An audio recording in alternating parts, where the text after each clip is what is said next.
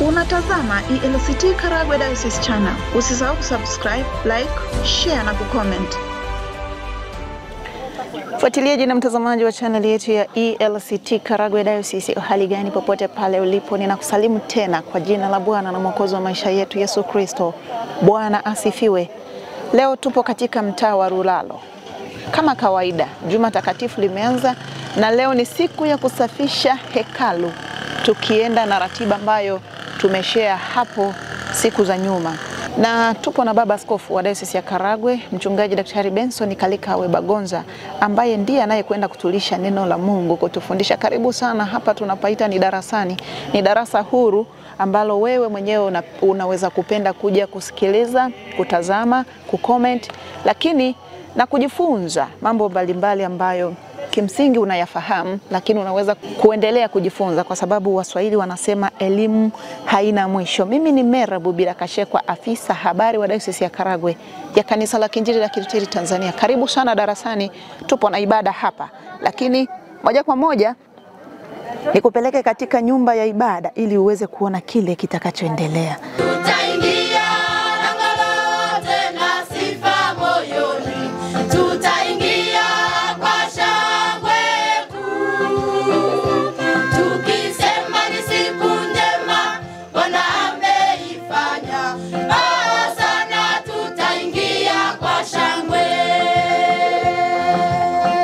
Neno la Mungu litakalo tuongoza katika siku hii ya Jumatatu takatifu, katika Juma Takatifu, linapatikana kutoka Injili ya Luka Mtakatifu sura ya 19 mstari wa 41 mpaka 47. Luka 19 41 mpaka 47, inasoma kwa msaada wa Bwana. Alipofika karibu, aliuona mji, akaulilia akisema, laiti ungelijua hata wewe katika siku hii yapasayo amani. Lakini sasa yamefichwa machoni pako, kwa kuwa siku zitakuja adui zako watakapokujengea boma likuzunguke, watakuzingira na kukuhusuru pande zote, watakuangusha chini wewe na watoto wako ndani yako, wasikuachie jiwe juu ya jiwe, kwa sababu hukutambua majira ya kujiliwa kwako. Akaingia hekaluni, akaanza kuwatoa wale waliokuwa wakifanya biashara, akiwaambia, imeandikwa, nyumba yangu itakuwa nyumba ya sala, lakini ninyi mmeifanya kuwa pango la wanyang'anyi.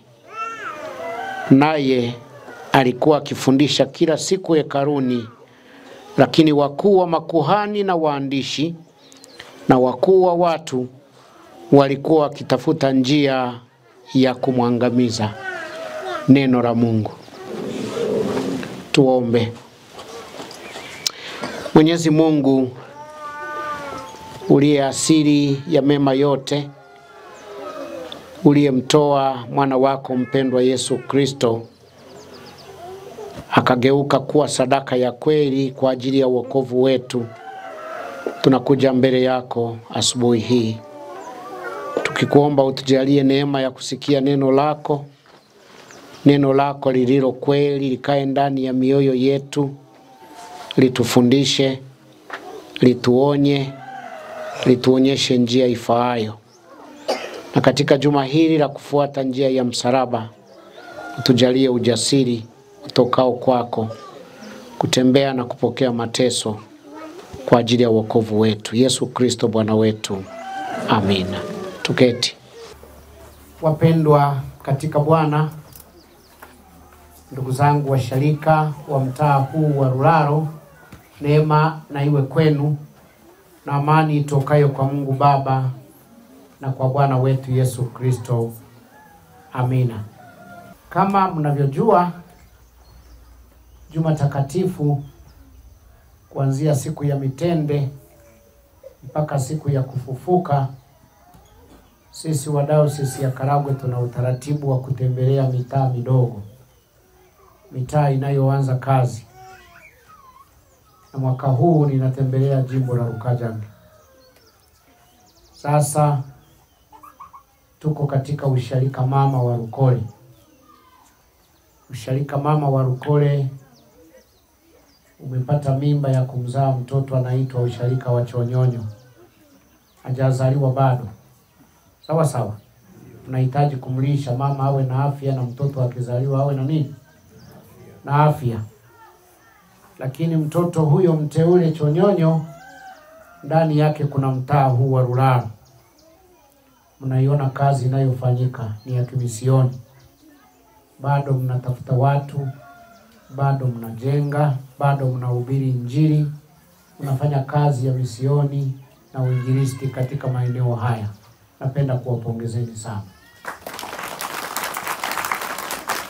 Lakini kana kwamba haitoshi, pamoja na kwamba nyinyi wenyewe bado mko misioni, mmepata mtoto anaitwa Bwera, mtaa wa Bwera.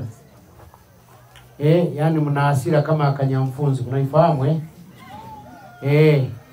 Kanyamfunzi kale kandege kadogo kana meza senene ambayo inashindwa kuingia kabisa mdomoni. Halafu kanasema hasira nilio nayo naweza kuongeza nyingine. Sasa nyinyi hamjakamilisha bado mkazaa nini? Bwera. Sasa Bwera nilikuwa nifike leo, lakini naahidi nitakuja. Naahidi nitakuja katika juma la Pentekoste.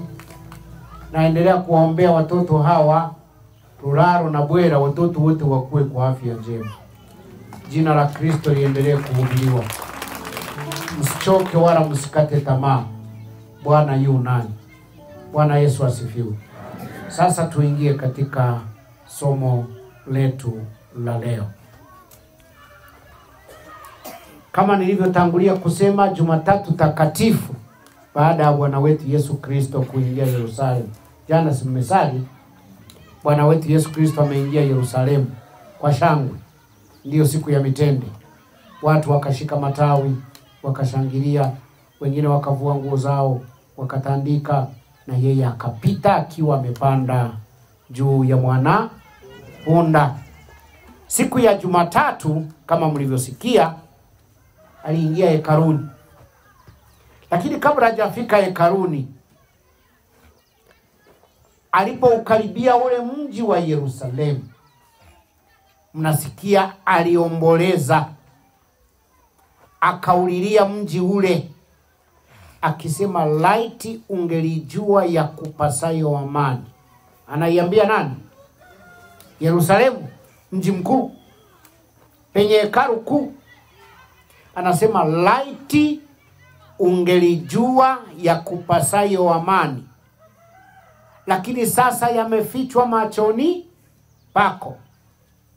Akaendelea kutabiri akisema, akasema zitakuja siku adui wako watakujengea boma kukuzunguka, watakuzingira pande zote, watakuangusha chini wewe na watoto wako, wasikuachie jiwe juu ya jiwe, kwa sababu haukutambua majira ya kujiliwa kwako.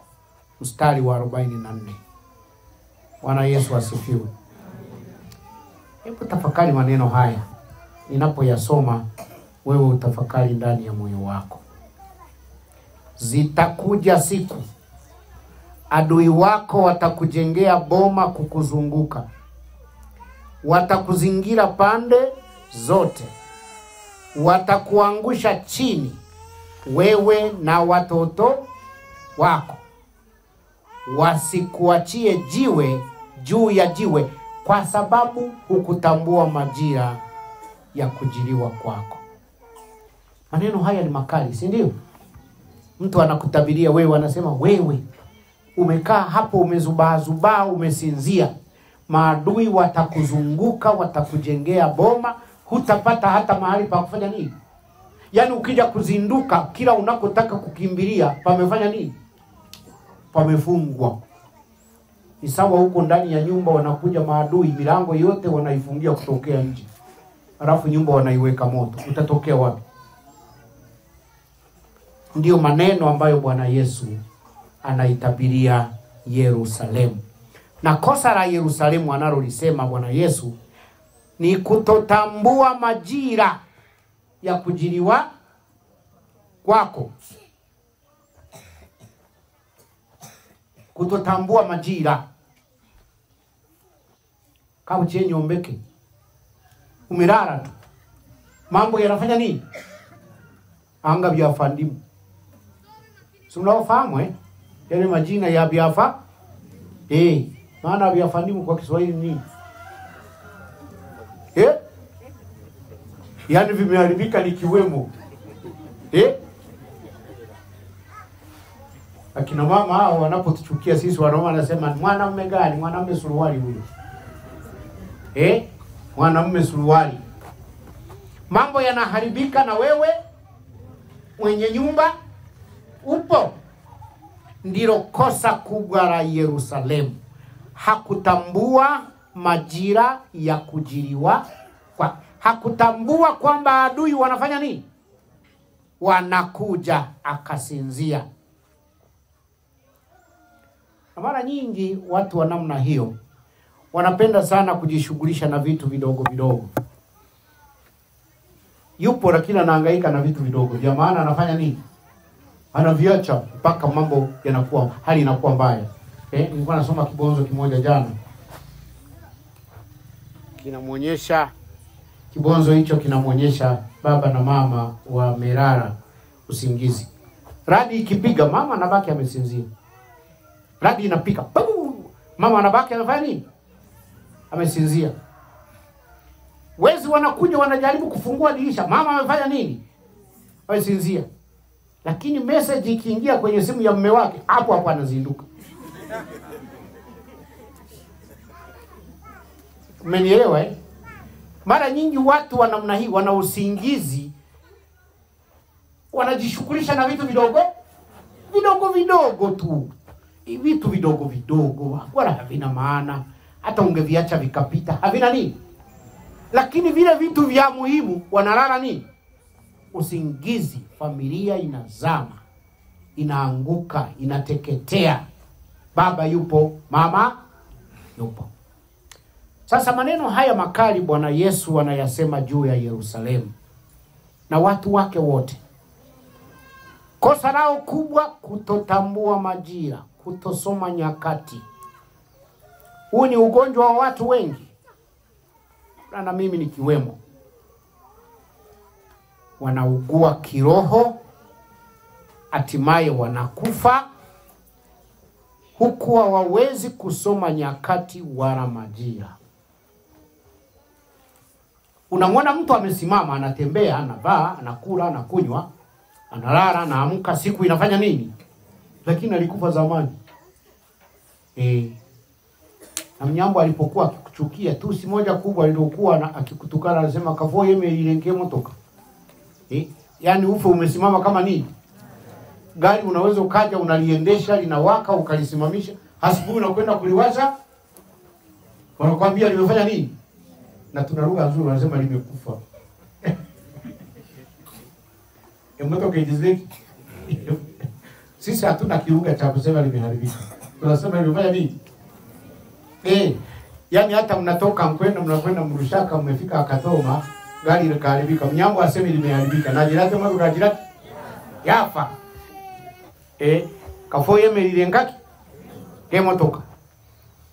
Sasa hilo ndilo lilikuwa tatizo kubwa. Kutosoma nini? Nyakati. Kutosoma nyakati. Yesu achoki kutulilia. Achoki kutukumbusha kwamba tusome nyakati. Adhabu ya kutosoma nyakati ameitaja katika somo hili. Adhabu yake ni kwamba maadui wanakuja, wanajenga ngome, wanakuzunguka, wanakuteketeza wewe na watoto wako. Anasema halitasalia jiwe juu ya nini? Ya jiwe. Ina maana ngome yote ya nyumba yako itasambaratika.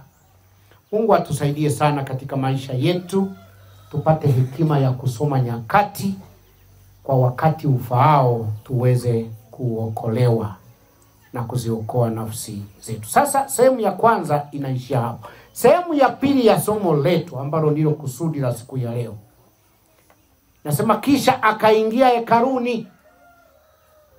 Bwana Yesu akaingia wapi? Hekaluni. Akakuta biashara ndani ya hekalu imepamba moto.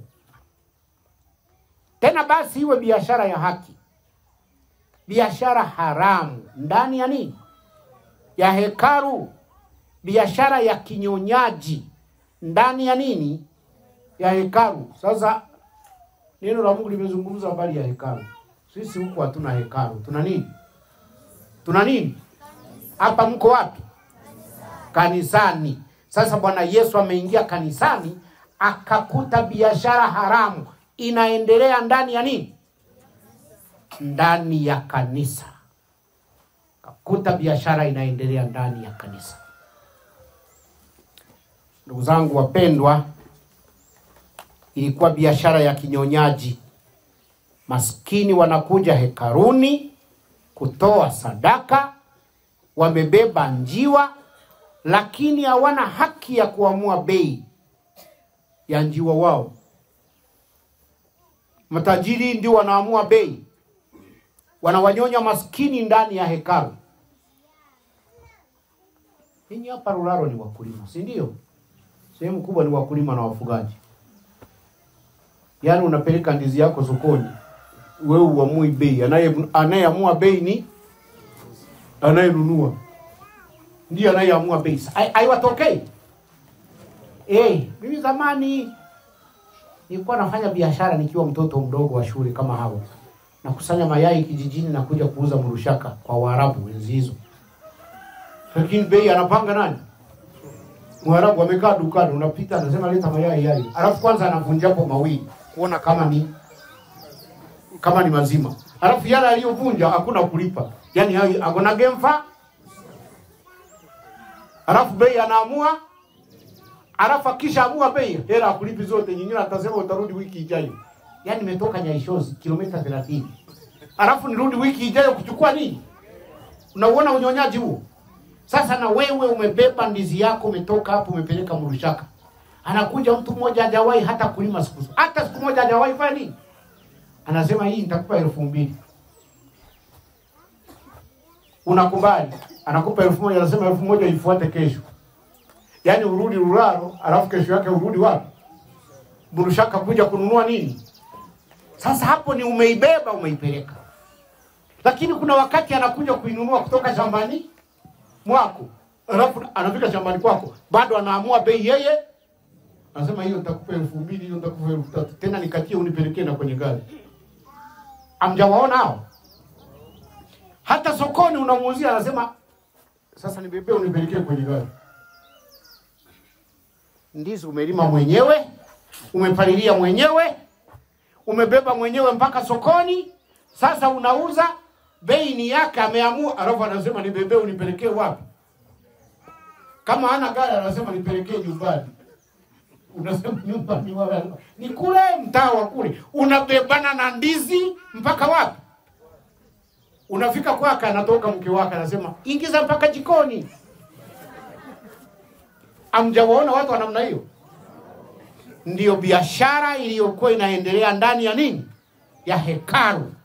Wanyonyaji walikuwa wana wanyanyasa watu maskini ndani ya hekalu. Yesu hakupenda biashara hiyo.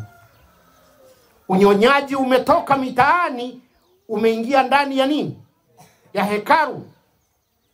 Neno la Mungu linasema akawatandika mijeredi, akapindua meza zao, akawafukuza toka hekaluni, kisha akasema maneno haya: imeandikwa, nyumba yangu itakuwa nyumba ya nini? Ya sala, lakini mmeifanya kuwa nyumba ya nini? Ya wanyang'anyi. Tena kwenye injili nyingine aseme nyumba, anasema mmeligeuza kuwa pango la nini? Pango la wanyang'anyi. Ndugu zangu wapendwa, sisi viongozi wa dini mara nyingi tumehubiri na kufundisha kana kwamba dhambi, kana kwamba dhuluma, rushwa, ufisadi na uchafu mwingine wote tunahubiri kana kwamba vimejaa huko serikalini. Kumbe hata ndani ya kanisa vimo. Tunahubiri kana kwamba dhambi hizo ziko huko duniani, ziko sokoni, ziko mahakamani, ziko kwenye baa na kadhalika. Lakini somo hili Yesu anetufumbua macho. Dhambi hizo zimo ndani ya nini? Ya kanisa. Asante mtoto. Dhambi hizo zimo ndani ya nini? Ya kanisa. Na Yesu anasafisha hekalu kabla ya kukamatwa kwake. Anatangaza utakatifu wa nyumba ya baba yake. Huu ni wajibu, ni mwaliko. Tunapomsubiri Bwana Yesu, tusafishe mahekalu yetu. Sawa sawa? Anaposema kusafisha hekalu hazungumzia habari ya kupiga deki, kusafisha mazingira. Hazungumzia habari ya kutandaza nyasi mpya. Hazungumzia habari ya kuandaa nyimbo mpya nyinyi wanakwaya. Kutakasa hekalu ni kutakasa mioyo yetu. Ni kuitakasa kanisa. Kanisa liwe chombo cha haki ambamo ndani yake maskini wanasikia kuponywa na Bwana Mungu. Ndio kazi ya kanisa. Kwa hiyo Bwana Yesu analitakasa kanisa. Kanisa la Mungu. Tunawajibika kote kote. Tunawajibika duniani na tunawajibika hekaluni. Kanisa limeitwa kusimamia haki, kukemea dhambi, kuonya kwa upendo na kuwasemea wasiokuwa na sauti. Lakini pia kanisa linawajibika kwa Yesu. Amesimama juu yake na kulihukumu. Limeoza ndani yake, udhalimu umeingia ndani ya kanisa. Mambo hayako shwari. Mambo hayako shwari ndani ya kanisa. Na Yesu tangu wakati ule anatuonyesha, akaingia hekaluni, akakuta biashara haramu inaendelea ndani ya nini? Ya kanisa. Akawafukuza. Akasema imeandikwa, nyumba yangu itakuwa nyumba ya sala. Sisi kanisa tunakemea wizi. Wizi wa mali ya umma. Siku hizi tunakemea mpaka wizi wa kura katika chaguzi. Lakini sisi ndio wa kwanza kuibiana kura. Nimesikia hata katika chaguzi zetu zilizopita huko kwetu kwenye dayosisi. Si ndio? Denus. Kweli sio kweli? Hata kanisani mnaibiana kura. Kuchagua hii kazi ambayo haina mshahara, haina nini, ni uchovu mtupu. Mnaibiana nini? Mnapindua matokeo ndani ya nini? Ya kanisa. Ili mpate nini? Kuna kitu mnachokitafuta. Sadaka zetu haziko salama. Ukiona watu wanaibiana kura kwenye chaguzi za kanisa, ujue sadaka haziko nini? Haziko salama. Haziko salama. Tunakemea, kanisa linakemea, hata mimi nimo. Tunakemea kuengua wagombea. Kina Linus hawa. Kirumu chama kile, si mnakifahamu kuenguana, mtu anagombea wanamhengua, piga chini. Tunawakemea, si ndio? Lakini sisi tuko salama ndani ya hekalu. Hata sisi tunaenguana kwa mizengo hiyo hiyo. Washarika wanakaa wanasema tunamtaka fulani, wanapeleka jina juu. Alafu unaambiwa jina alikurudi. Hamwambiwi sababu. Jina alikufanya nini? Jina alikurudi. Yanatokea yatokei. Washarika wanakaa wanapeleka majina. Halafu mwinjilisti anawaambia sasa majina yamepelekwa, tunasubiri. Hayaji yote, linakuja jingine.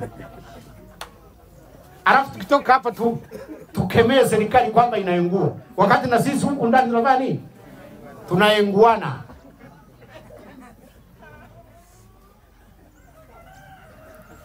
Tunakemea rushwa huko serikalini. Lakini sisi tunapokea. Kuna virushwa vinaendelea humu ndani. Kuna mahali nimesikia eti mpaka mtu kuja kubatizwa, kupata huduma, sijui unajaza fomu, ukimpelekea msalishaji wa jumuiya anasema wansigota, anataka 5,000, vinginevyo fomu yako haifanyi nini? Haipeleki. Hiyo sio rushwa? Sio rushwa hiyo? Rushwa. Na Bwana Yesu hapendi hayo mambo yafanyike ndani ya hekalu. Huku tunakimbizana sisi kukemea vidhambi vidogo vidogo vya leja. Acha kuvaa vimini kanisani. Nywele sijui zimekuaje. Kucha sijui zimekuaje. Hizo ndizo dhambi za kukemea. Wakati marushwa yamejaa ndani ya hekalu.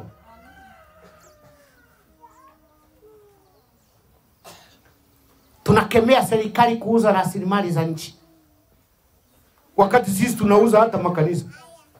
Kuna mmoja amenijia anasema, askofu, nauza kanisa, uje nikuonyeshe, nikuuzie kanisa. Kanisa linauzwa? Kanisa lina bei gani? Kanisa linauzwa? Sasa tunapata wapi mshipa wa kuikemea serikali inayouza msitu, wakati sisi tunauza nini? Kanisa.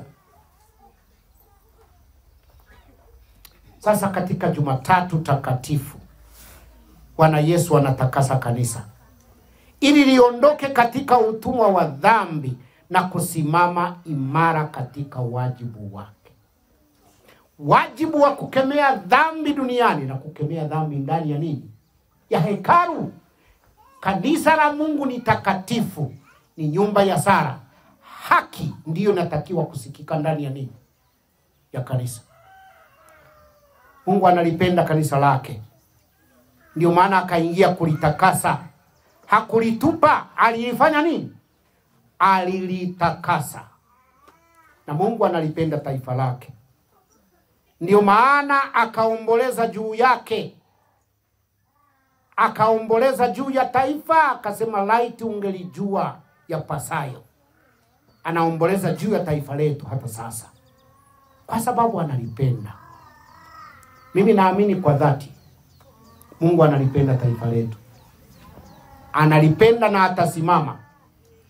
Anaomboleza kwa ajili ya taifa letu. Anaomboleza kwa ajili ya kanisa lake. Atasimama. Msipuuze. Mnaweza kuwa mmelala, mmepuuza maombi, lakini Bwana hajaliacha kanisa lake. Atakuja kuibuka, mtashangaa. Hajaliacha taifa lake. Wanaweza kujikweza, wana mamlaka, wana nini, wakatutaka tutii mamlaka na kadhalika. Lakini Bwana mwenye mamlaka mwenyewe yupo. Siku akiamka mtaona. Katika siku tusiyoitarajia, ataamka na kulisimamisha kanisa lake. Ataamka na kulisimamisha taifa lake katika misingi imara, ambapo watu wote bila kujali nafasi zao watatii na kuinama na kusujudu mbele zake, kwa sababu yeye ndiye asili ya mamlaka. Ndugu zangu wapendwa, nawatakia Pasaka njema mnapoendelea kufuatilia njia hii ya msalaba mpaka Bwana wetu Yesu Kristo atakapofufuka. Na hili ndilo neno la Mungu. Unatazama ELCT Karagwe Diocese Channel. Usisahau kusubscribe, like, share na kucomment.